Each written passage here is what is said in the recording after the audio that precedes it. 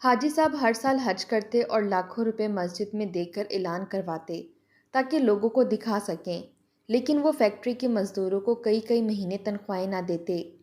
گامے کی بیوی امید سے تھی اور وہ ہر روز تنخواہ مانگنے آ جاتا، لیکن حاجی صاحب ٹال دیتے۔ ایک دن وہ اپنی بیوی کے ساتھ آیا اور بولا، میری بیوی مر جائے گی، اس کے پیٹ میں شدید درد ہے۔ لیکن حاجی صاحب کو ترس نہ آیا اور اس کی بیوی نے سڑک پر بچی کو جنم دیا اور خود مر گئی۔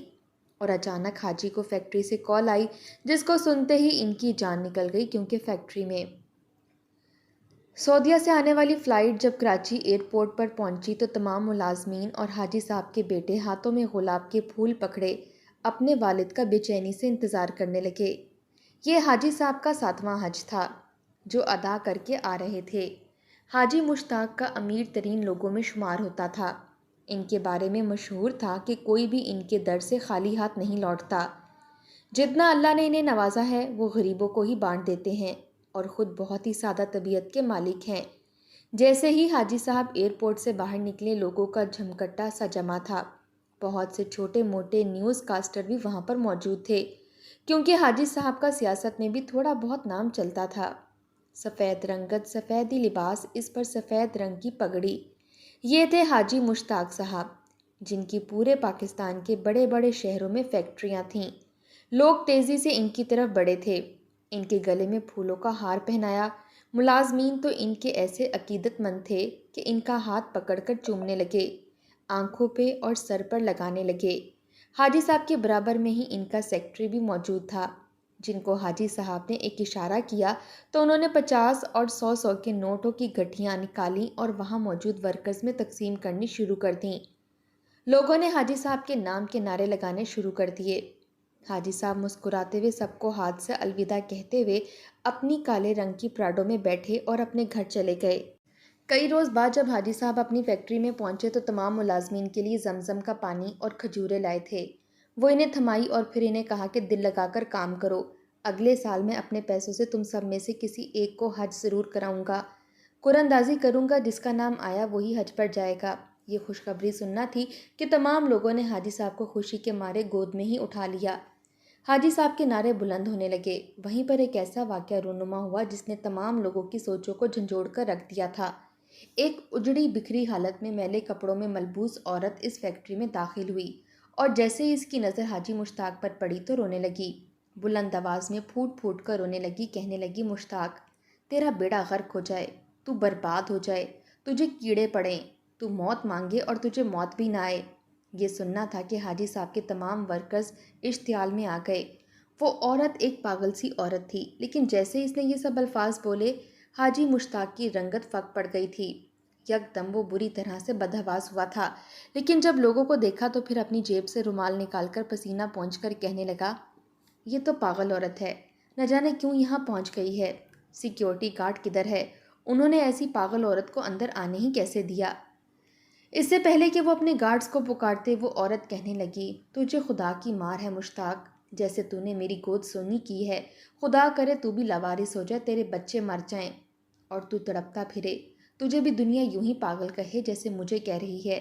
یہ بات سن کر سب سے زیادہ غصہ وہاں موجود حاجی صاحب کے ایک ورکر گامے کو آیا تھا۔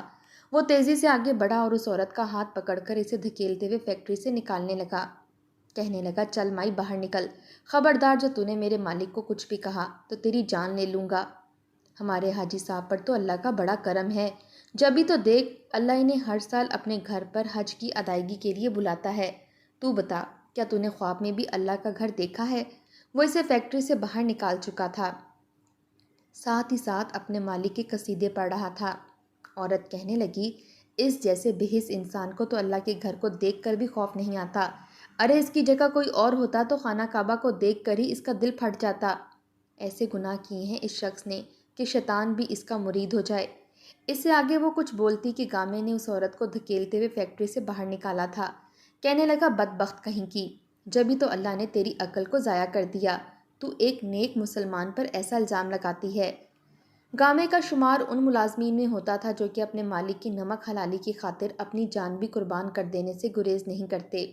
وہ تو حاجی مشتاق کا دیوانہ تھا، جب اپنے کام سے فارغ ہوتا تو حاجی صاحب کے آفس میں آ جاتا، ان کے پاس زمین پر بیٹھ کر ان کے پیر دبانے لگتا۔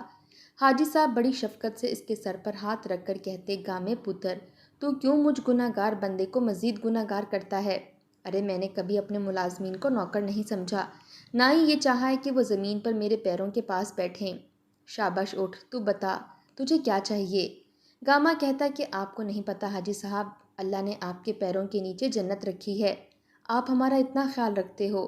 حاجی صاحب مسکرائے، پھر اپنے سیکرٹری کو بلایا، کہنے لگے اس مہینے کا راشن کھانے کا تمام تر ضروری سامان ہر گھر وقت پر پہنچانا، اور ساتھ میں تجھے میں اور بھی ملازمین کا بتاؤں گا، ان کے گھر راشن وقت پر پہنچا دینا۔ یہ سننا تھا کہ گامے کی باتیں کھل کے رہ گئیں۔ بہرحال حاجی صاحب کی دریا دلی کی دھومیں ہر جگہ پھیلی ہوئی تھیں۔ جمعے کے دن جب وہ نماز پڑھنے مسجد میں گئے تو شہر کی سب سے بڑی مسجد میں وہ جمعہ پڑھنے جاتے تھے۔ وہیں جا کر انہوں نے جمعے کے بعد اعلان کروایا کہ مسجد کی تعمیر کے لیے وہ 10 لاکھ کی رقم مسجد میں جمع کروانے لگے ہیں۔ اس اعلان کا ہونا تھا کہ لوگ وہاں پر حاجی مشتاق کے نام کے نعرے لگانے لگے۔ بامشکل ہی مولانا صاحب نے یہ سب کرنے سے منع کیا تھا۔ وہ کہنے لگے کہ مسجد میں اس طرح کی باتیں کرنا گناہ ہے۔ امام صاحب کا لمبا چوڑا درس سننے کے بعد ہی لوگوں کی زبانیں بند ہوئی تھیں۔ بہرحال ابھی چند ماہ ہی ہوئے تھے حاجی صاحب کو حج کر کے آئے ہوئے کہ ایک بار کافی خاموش اور رنجیدہ سے لگ رہے تھے۔ پھر اپنے ملازمین سے کہتے کہ مجھے تم لوگوں سے ایک بات کرنی ہے، اگر تم لوگ میرا ساتھ دینے کو تیار ہو تو ٹھیک ہے، ورنہ جو چاہے وہ میری نوکری چھوڑ کر جا سکتا ہے۔ یہ سننا تھا کہ تمام ملازمین کہنے لگے کہ ہم آپ کی نوکری کیوں چھوڑیں گے، آپ تو بہت اچھے انسان ہیں۔ حاجی مشتاق نے کہا کہ وہ فی الحال کاروباری طور پر بہت پریشان ہیں، اس لیے چند ماہ تک وہ کسی بھی ورکر کو تنخواہ نہیں دے سکتا۔ پھر وہ کہنے لگا کہ جیسے ہی بڑے بڑے آرڈر آپ لوگ پورے کریں گے تو 2-3 مہینے بعد میں آپ سب لوگوں کو 5 ماہ کی تنخواہ ایک ساتھ دوں گا اور بونس بھی ساتھ دوں گا۔ یہ سننا تھا کہ تمام ملازمین تیار ہو گئے۔ جان لگا کر انہوں نے 3 مہینے بنا تنخواہ کے محنت کی تھی۔ جو تھوڑے بہت جمع پونجی سب کے پاس رکھی ہوئی تھی وہ اس 3 ماہ میں ختم ہو گئی تھی۔ ملازمین کے منہ سوکھے پڑے تھے، وہ اس انتظار میں تھے کہ کب حاجی صاحب انہیں تنخواہیں دیں اور وہ اپنے گھر میں راشن ڈالیں۔ حاجی صاحب کا مال دھڑا دھڑ بک رہا تھا، اب پیسے کی ان کو کوئی کمی نہ تھی، لیکن دل کے بہت ہی چھوٹے تھے۔ شہرت پانے کے لیے جو 10 لاکھ انہوں نے مسجد کی تعمیر پر دیے تھے، ان کا ارادہ تھا کہ اب وہ مزدوروں کا پیٹ کاٹ کر وہ پیسے وصول کریں۔ 3 ماہ بعد حاجی صاحب نے پھر ورکر سے کہا کہ وہ ان سے بہت ضروری بات کرنا چاہتے ہیں۔ تمام ورکر یہ سن کر خوش ہو گئے کہ اب حاجی صاحب ضرور انہیں تنخواہیں اور بونس دیں گے، کیونکہ انہوں نے دن رات لگا کر بہت محنت کی تھی۔ حاجی صاحب نے تمام ورکرز کو اکٹھا کیا تو ان کے چہرے پر بڑی مظلومیت چھائی ہوئی تھی۔ وہ اپنے ہاتھوں کی کلائی سے اپنی آنکھیں رگڑنے لگے، جیسے آنکھوں میں آنے والے نقلی آنسو صاف کر رہے ہیں۔ کہنے لگے کہ مجھے بڑے افسوس سے یہ بات کہنی پڑ رہی ہے کہ جو آرڈر کا مال ہم نے تیار کیا تھا وہ ہم نے شپ کے ذریعے دوسرے ملک بھجوانا تھا، لیکن وہ جہاز پانی میں ہی ڈوب گیا۔ یہ کہتے ہوئے وہ بار بار اپنی آنکھوں سے نمی کو صاف کر رہے تھے۔ وہ کہنے لگے میرا سارا مال برباد ہو گیا، میں لاکھوں کا مقروض ہو چکا ہوں۔ یہ سننا تھا کہ تمام ملازمین تو ہکا بکا ان کی شکل دیکھنے لگے۔ 3 مہینے انہوں نے اپنے گھر پر کیسے گزارے تھے یہ وہی جانتے تھے۔ کئی لوگوں نے تو اپنے بچوں کو کھانا کھلایا تھا اور خود پانی پی کر پیٹ بھر لیتے تھے۔ اس 3 ماہ کی تنگی کے بعد انہیں تنخواہ ملے گی، حاجی صاحب تنخواہ کے ساتھ انہیں بونس بھی دیں گے، لیکن ان کا تو سارا مال ہی ڈوب چکا تھا۔ حاجی صاحب کی اگلی بات نے تو جیسے تمام ورکرز کے ہوش اڑا کے رکھ دیے تھے۔ کہنے لگے کہ وہ یہ تنخواہ اب ملازمین کو نہیں دے سکتے، اس لیے جو چاہے وہ نوکری چھوڑ کر چلا جائے۔ جب سبھی ورکرز نے حاجی صاحب کی یہ بات سنی تو کوئی کچھ لمحوں کے لیے بول ہی نہ سکا۔ ان کی زبانوں پر تو جیسے تالا لگ چکا تھا۔ سبھی ایک دوسرے کا چہرہ دیکھنے لگے تھے اور کچھ تو سر جھکائے وہیں زمین پر بیٹھ چکے تھے۔ انہوں نے 3 مہینے کس قدر مشکل سے کاٹے تھے یہ صرف وہی جان سکتے تھے۔ ان 3 ماہ میں ان کی تمام تر جمع پونجی لگ چکی تھی اور وہ یہی سوچے ہوئے تھے کہ جیسے تیسے ان 3 ماہ میں اس جمع پونجی سے گزارا کر لیتے ہیں، پھر جو 5 ماہ کی تنخواہ بونس کے ساتھ ملے گی اس سے گھر کے حالات بہتر ہو جائیں گے۔ ایک بوڑھا ورکر جس کا نام شیر دل تھا وہ تو باقاعدہ سر پکڑ کر بیٹھ گیا۔ اس کی آنکھوں میں آنسو تھے۔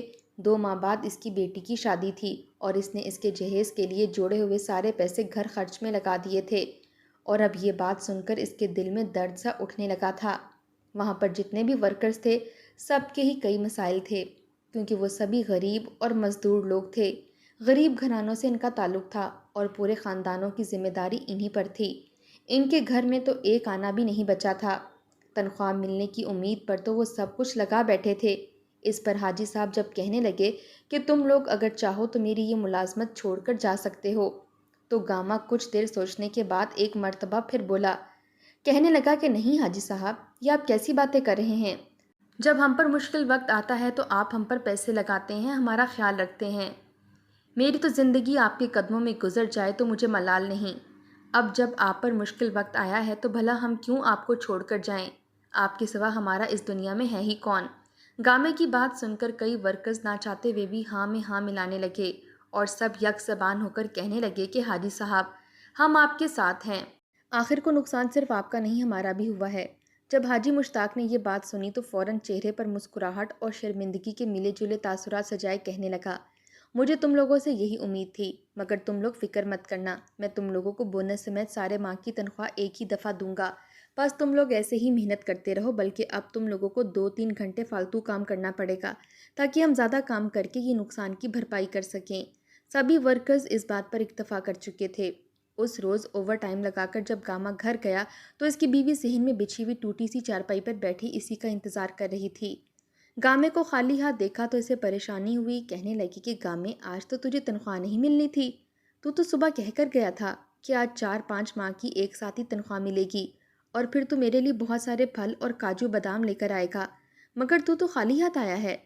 گاما تو سوچ میں پڑ گیا کہ بیوی کو اب کیا جواب دے۔ اس نے گہری سانس خارج کی اور اپنی بیوی کے پاس آ کر بیٹھ گیا، جو 5 ماہ کی حاملہ تھی۔ اس گھر میں وہی دونوں رہا کرتے تھے۔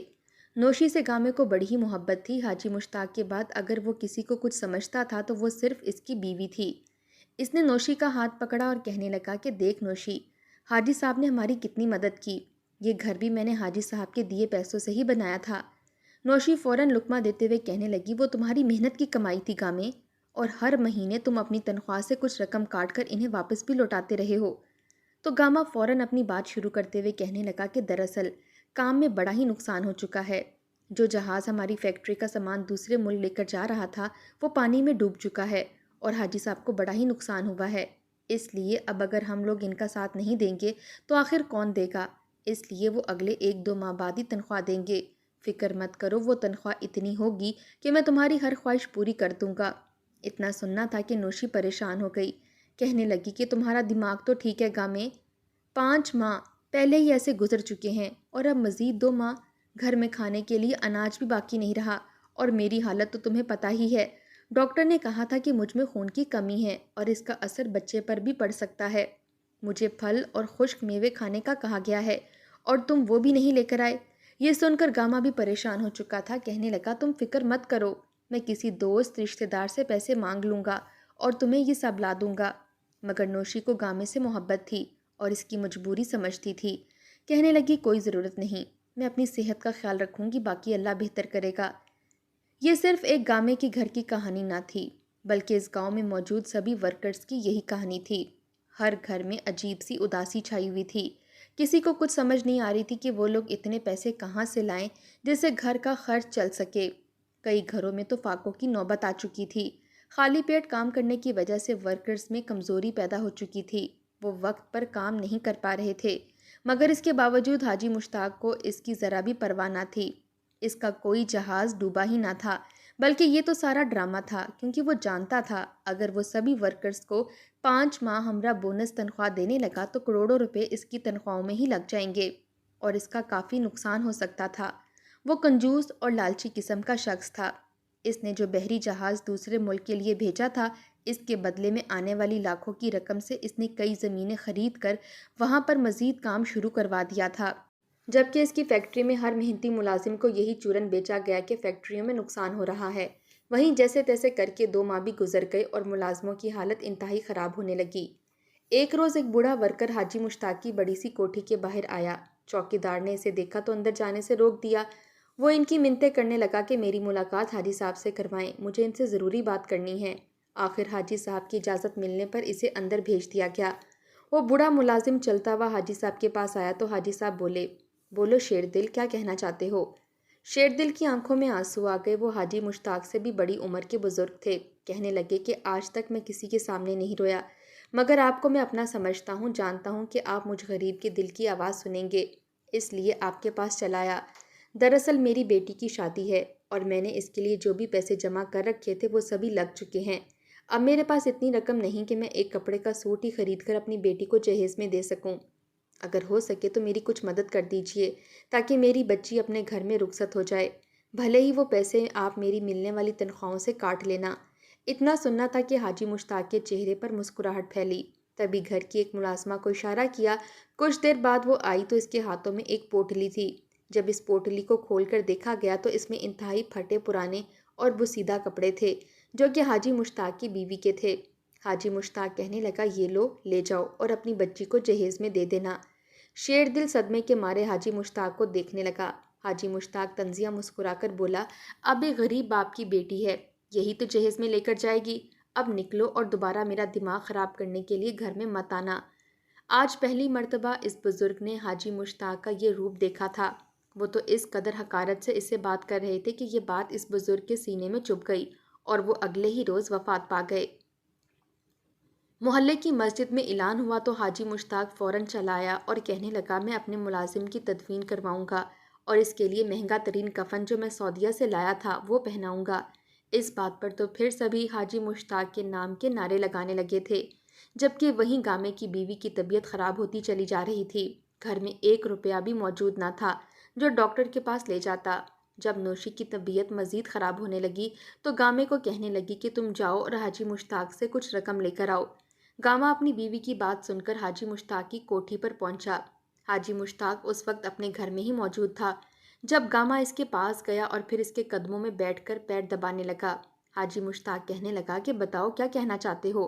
تو وہ کہنے لگا کہ حاجی صاحب، میری بیوی کی طبیعت بڑی ہی خراب ہے، اس کی ڈیلیوری کا وقت قریب آ چکا ہے، کچھ رقم دے دیجئے تاکہ میں اسے ہسپتال لے جا سکوں۔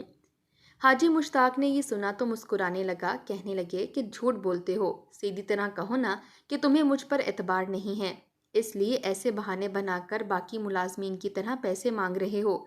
تو گاما فوراً نفی میں سر ہلا کر کانوں کو ہاتھ لگاتے ہوئے بولا، ایسا بالکل نہیں ہے، سچ میں میری بیوی کی طبیعت خراب ہے۔ تو حاجی صاحب کہنے لگے، میں کیسے مان لوں؟ جب تک میں خود نہیں دیکھوں گا مجھے یقین نہیں آئے گا۔ یہ بات تھوڑی عجیب تھی، مگر گاما فوراً اٹھ کھڑا ہوا اور گھر اپنی بیوی کو لے جانے کے لیے نکل گیا۔ پہلی بار حاجی مشتاق نے اسے اس لہجے میں بات کی تھی۔ اسے تو یقین ہی نہیں آ رہا تھا کہ یہ وہی حاجی مشتاق ہے۔ وہ گھر گیا اور اپنی بیوی کو کہا کہ چلو، حاجی مشتاق تمہیں اپنے گھر بلا رہے ہیں۔ اس کی حالت ایسی نہ تھی کہ وہ چل پھر سکتی، مگر اس کے باوجود وہ درد سے کراہتی ہوئی اپنے شوہر کے ساتھ حاجی مشتاق کے گھر پہنچی۔ حاجی مشتاق پہلے تو باہر نہ آیا، آدھے گھنٹے تک وہ بیچاری درد سے تڑپتی کھڑی رہی۔ جب حاجی مشتاق وہاں آیا تو نوشی اور گامے کو دیکھا، اس کے چہرے پر ایک مسکراہٹ تھی۔ نوشی کی طبیعت مزید خراب ہوتی چلی جا رہی تھی۔ گامے سے رہا نہ گیا تو فوراً حاجی مشتاق کے پاس آیا اور ہاتھ جوڑ کر کہنے لگا کہ حاجی صاحب، خدا کے واسطے مجھے کچھ رقم دے دیں، میں اپنی بیوی کو ڈاکٹر کے پاس لے جاؤں، کہیں کوئی بڑی مصیبت نہ آن پڑے۔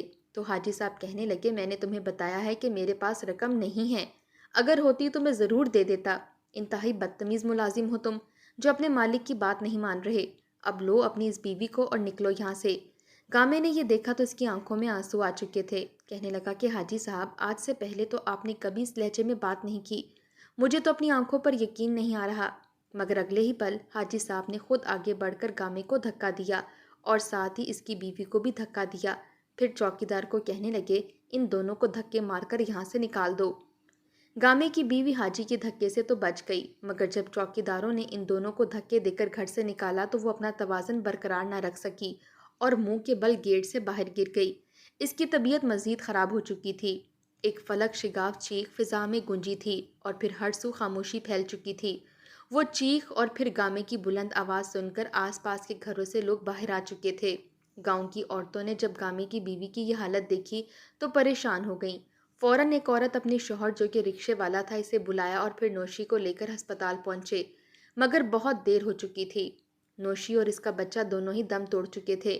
گامے نے جب یہ خبر سنی تو چیخ چیخ کر رونے لگا اور رو رو کر ہر ایک کو بتانے لگا۔ جب گامے کے منہ سے یہ سنا گیا تو گاؤں کے باقی گھروں سے بھی لوگ نکل نکل کر ایک دوسرے کو حاجی مشتاق کے بارے میں بتانے لگے کہ کیسے اس نے ان کے ساتھ ظالمانہ سلوک کیا۔ حاجی مشتاق کے پیر اکھڑنے لگے تھے۔ ہر کوئی اس کے خلاف ہو چکا تھا۔ کامے کو تو کسی بات کی ہوش ہی نہ تھی۔ اس نے نوشی کو دفنایا تو وہیں قبر پر ہی بے ہوش ہو گیا۔ تبھی وہ پاگل عورت روتی ہوئی حاجی مشتاق کے گھر کے باہر آئی اور کہنے لگی کہ دیکھ مشتاق، تو نے جو کچھ میرے ساتھ کیا تھا اور ہر ایک کی زندگی برباد کی، آج اس کا حساب تجھ سے وہی رب لے گا جس کے گھر کا حج کرنے تو ہر سال جاتا ہے۔ حاجی مشتاق کو تو سچ مچ خوف لاحق ہو چکا تھا۔ اسی پل اس کی فیکٹری سے فون آیا جہاں پر آگ لگ چکی تھی، اور پھر یکے بعد دیگرے اس کی ساری فیکٹریاں کچھ نقصان میں آ کر بند ہوتی چلی گئیں، اور کہیں پر ویسے ہی چھاپے پڑے اور انہیں بند کر دیا گیا۔ یہ صدمہ اس قدر شدید تھا کہ ایک وقت وہ بھی آیا جب حاجی مشتاق پاگل ہو گیا۔ اس کی بیوی اسے چھوڑ کر چلی گئی۔ سارا مال و دولت قرض اتارنے میں گزر گیا اور وہ پاگل ہو کر گلیوں میں پھرنے لگا۔ لوگ اب اس پاگل کو دیکھ کر پتھر مارتے ہیں اور ہر کوئی کہتا تھا کہ یہ پاگل ہے۔ یہ وہی حاجی مشتاق ہے جس نے کتنے معصوم غریب لوگوں کا حق کھایا اور آج در بدر بھٹکتا پھر رہا ہے۔